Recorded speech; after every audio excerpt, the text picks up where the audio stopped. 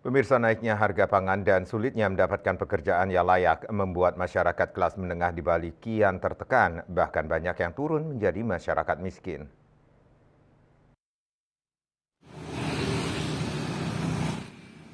Belum lagi rencana kenaikan PPN menjadi 12%, bahkan rencana iuran wajib asuransi kendaraan akan semakin membuat masyarakat tertekan.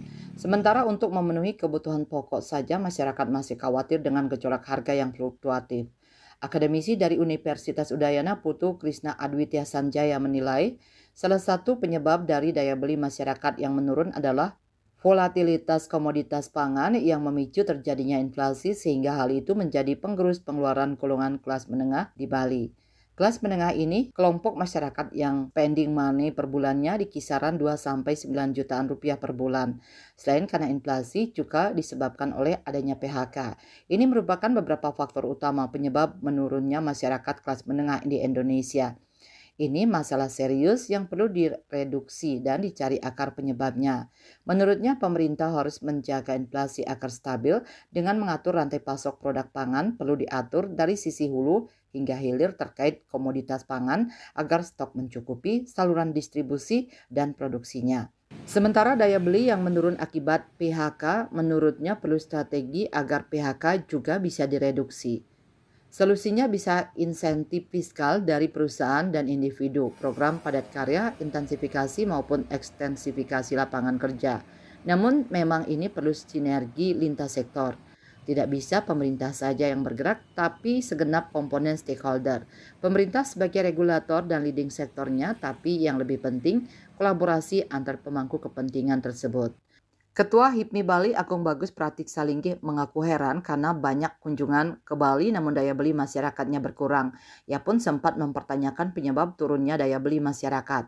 Situasi krisis secara global dan khususnya di Amerika pasca COVID-19, inflasi cukup tinggi. Dengan inflasi cukup tinggi, bank sentral negara tersebut akan menaikkan suku bunga agar tidak menarik dananya.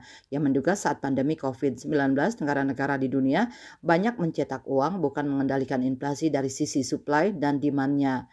Dampaknya terjadi seperti saat ini yaitu inflasi tinggi, daya beli masyarakat berkurang. Inflasinya itu bukan karena pertumbuhan ekonomi tapi dari pencetakan uang. Sementara di Indonesia penurunan kelas terjadi karena daya beli berkurang yang merupakan efek domino dari kenaikan suku bunga negara-negara maju seperti Amerika.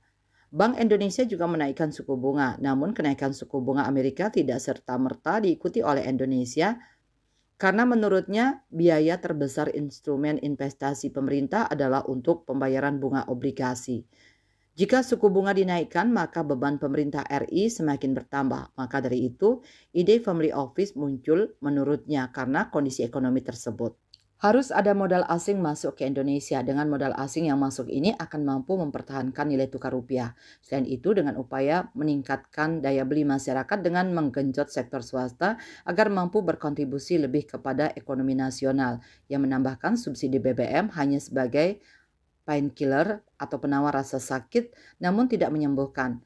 Untuk menggenjot sektor swasta demi peningkatan daya beli, menurutnya harus memberi stimulus jangka panjang yang tepat sasaran. Cita Maya Bali Post melaporkan.